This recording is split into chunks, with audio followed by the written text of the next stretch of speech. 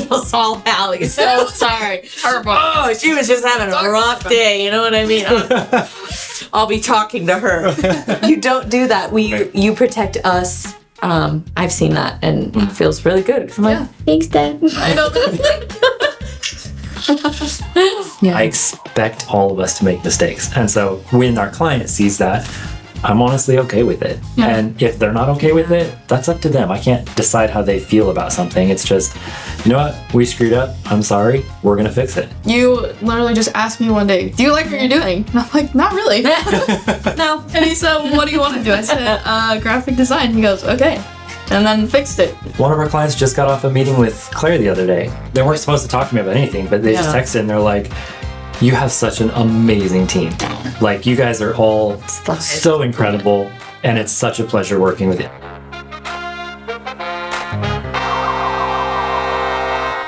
Today, we're talking work culture. Sorry. I was looking for my cue here. I know, I told you I moved it. Today,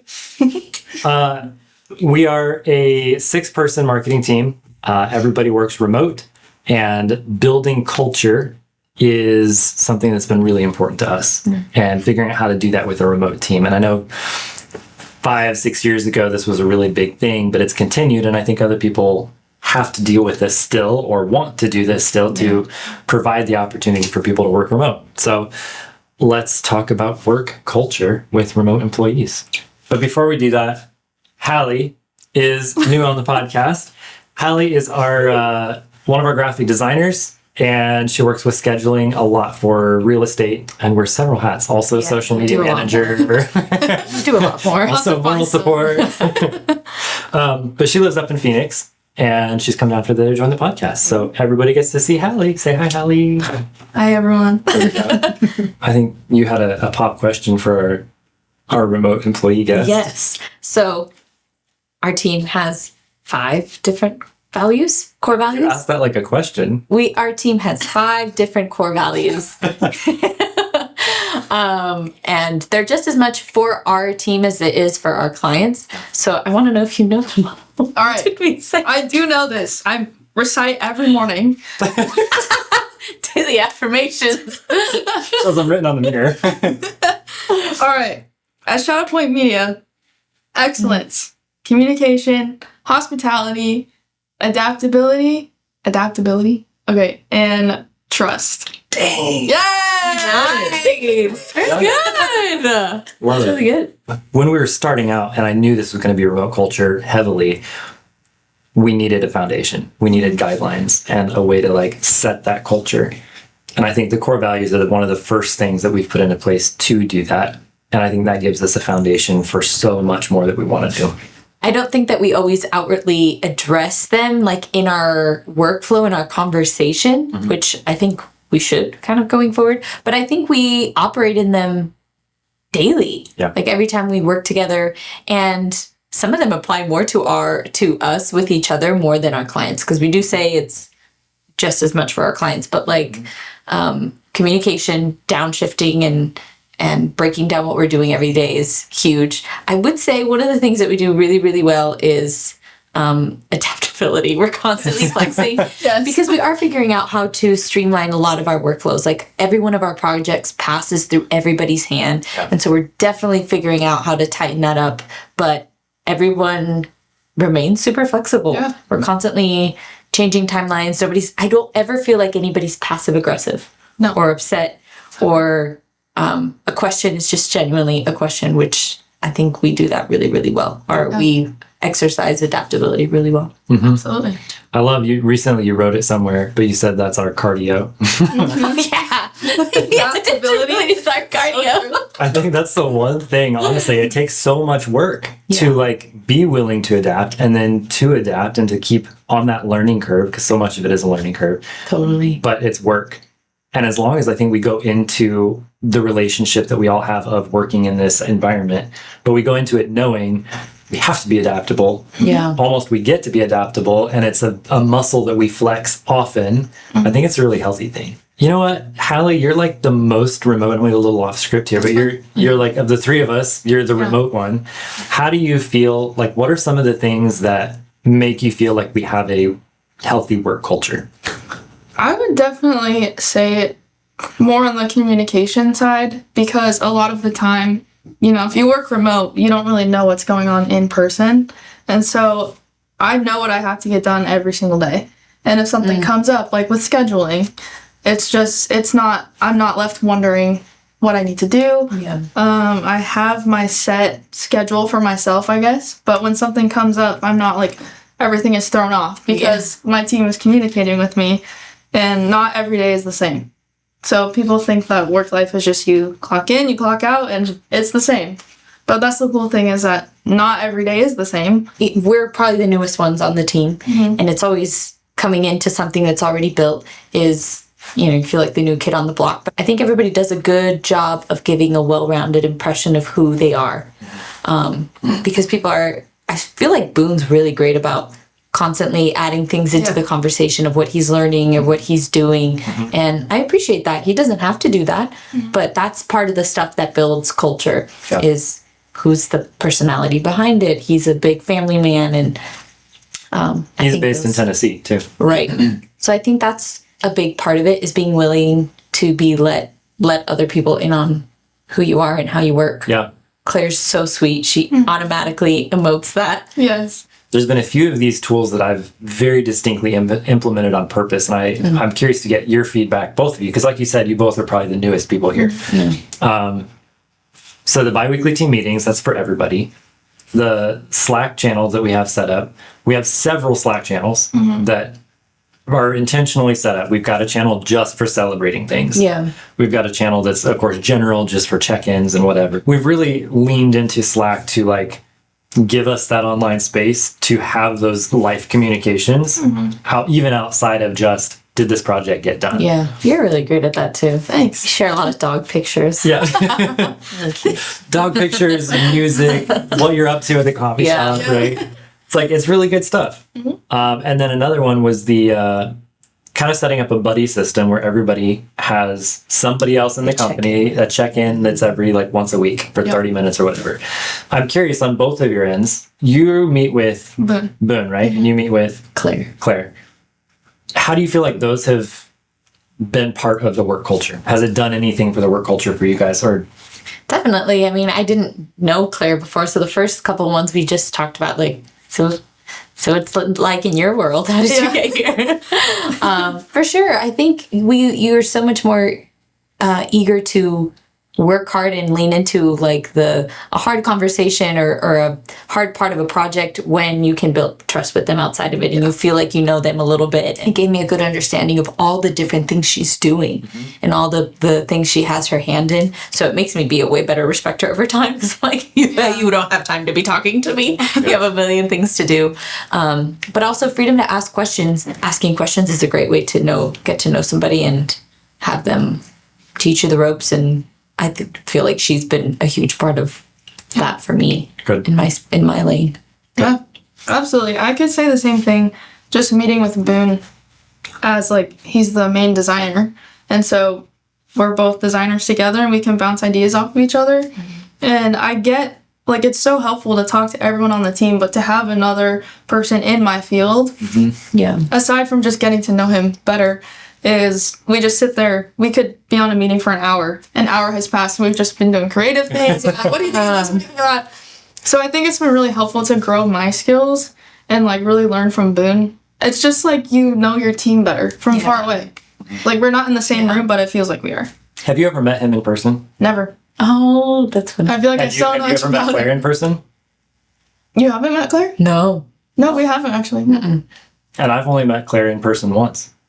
I feel like I know so much about them. Right? But No, I'm so glad to hear that. And another thing that I've wanted to put in place with those meetings is I want people to see, like you said, what it is that Claire does, and get a better understanding of how the other people work, what their other job is.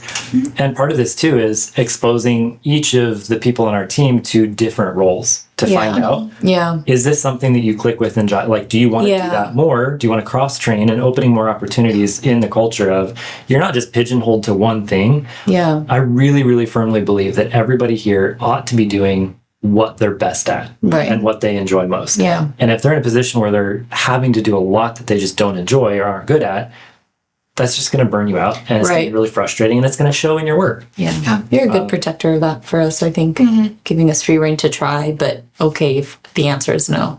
I think Hallie's a great example. When Hallie first came in, she came in to be a photographer on the real estate side. Every hat. She's worn every hat.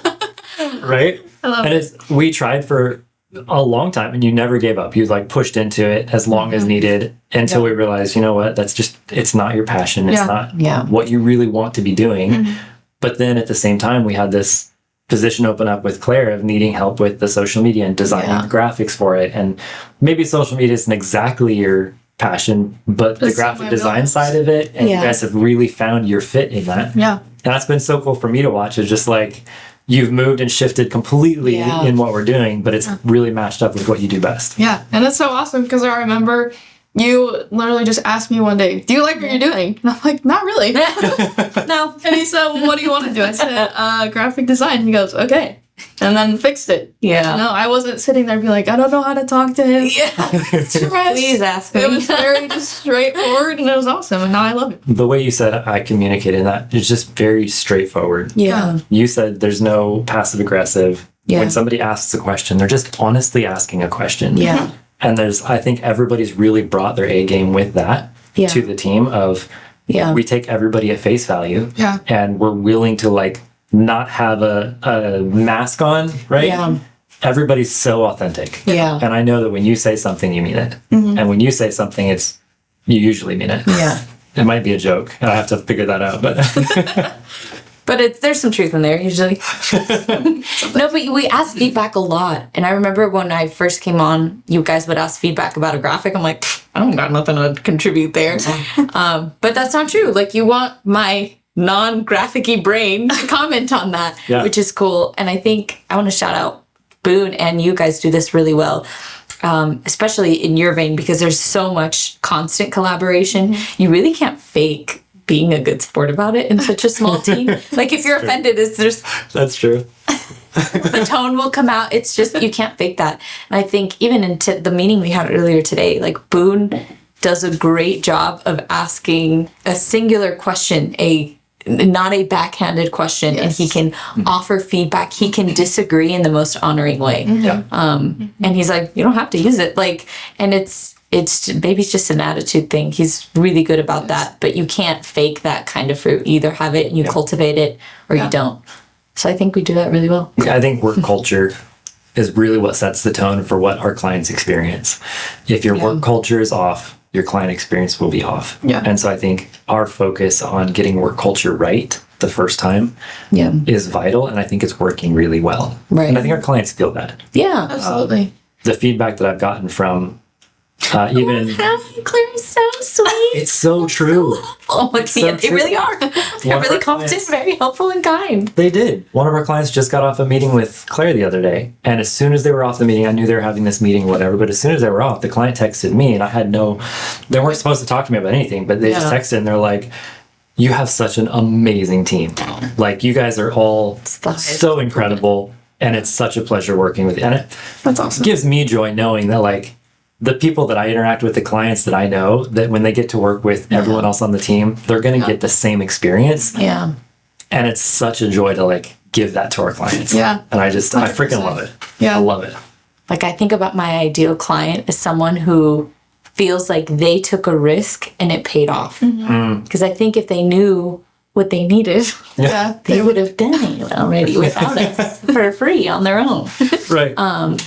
And that's true of anything. Like, any expert that you call on, you can't micromanage it, you know? So I would like, and there's a lot of people that have like market agency trauma that they worked. It's actually happened. It comes up quite a bit. It does. And so I think I would like them to feel like they took a risk, because they are risking their identity, their brand voice, their money, their resource, their time into hoping we can multiply it. And I would want to feel that they took a high risk, high reward with us. Yeah. They're like, I don't really know what that means. I don't know what you mean by that, but run with it. Because that's happened a ton in our like real estate lifestyle space. They're like, we don't know what you mean by that. Like, just trust. Just trust. If you don't like it, we'll throw it away. But just let us finish the full idea. Let's execute it.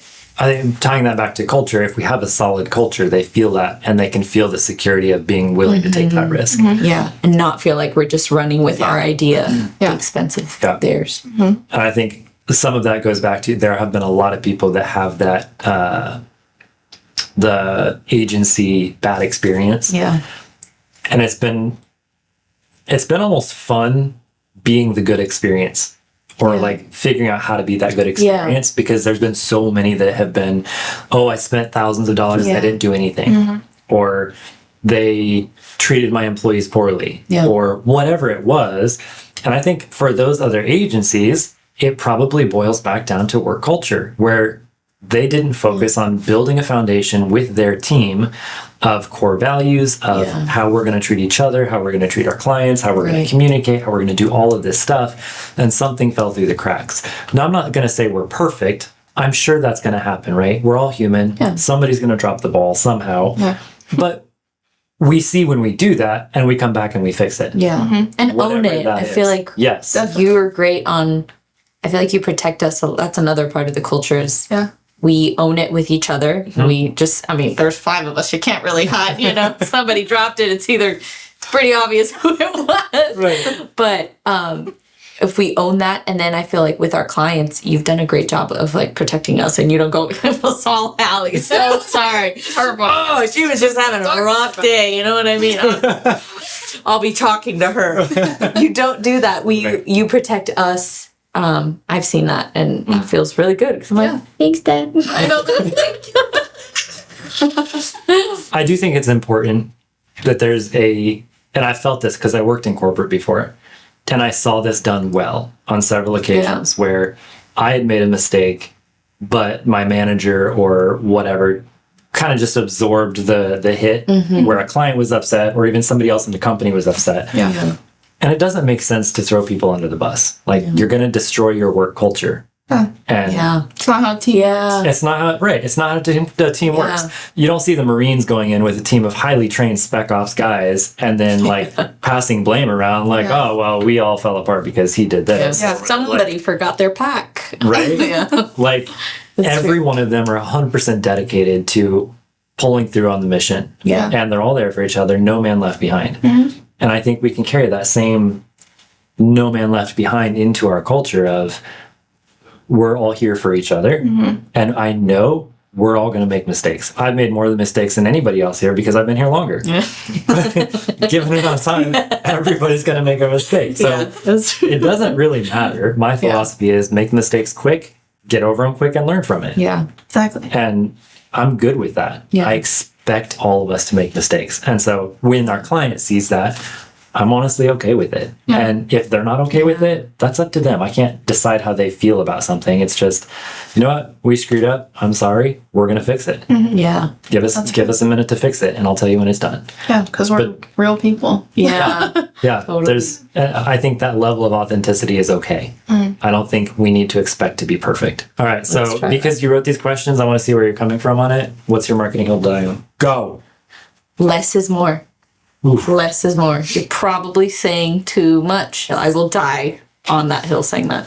I hate it when everybody talks about story. You know, we're going to focus on your story. Like, everybody freaking has a story. Like, you're saying nothing when you just say story. Do creative people need to be inspired or disciplined? I personally need to be inspired. But also, inspiration and discipline go hand in hand. If you're not disciplined and keeping up your creative side, you're just going to do the same thing and your creativity is going to drop. You're doing creative things every single day, and creative burnout is so real. And even just, going to an art museum and just looking at art pieces. I'm not doing paintings, but just seeing something else creative, like, that's my discipline is like, okay, I feel myself falling off here. And so I go and I see other creative people doing creative things, and I feel inspired to be creative. Yeah, so intentional to go and look for it if it's not coming to you. Yes. Well done. Yeah, it's good. Like that. Thanks. I agree. Such a good answer. Thanks. I would never have said something that good. Really? No. All right, Gabby. Is short form killing long form creativity? Absolutely. We all have the attention span of a peanut now.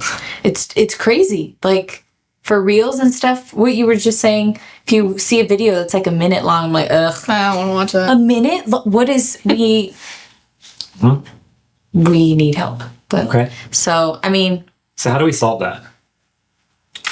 How do we play in this world of literally everybody has it's just hard. I would say goodbye to the back to the hill that I die on. Sending them context quicker, saying less, saying more with less. But that's hard. That's really good storytelling. That's good writing, and that's really hard. Be better. Now we have to be better because everybody can't hang long enough for me to get there. But I think playing with the short attention span, but having long form content to share, I think the key is really going to be grabbing attention at the beginning, doing it well, so that it draws them in. If you think about podcasting, here we are, right? It's 20, 30 minutes of listening to somebody. Yeah. You have to grab them at the beginning and then make the whole thing interesting, make it worth people's time. And I think that's what it comes down to. Is it worth their time? All right, she wanted to count down 3, 2, 1.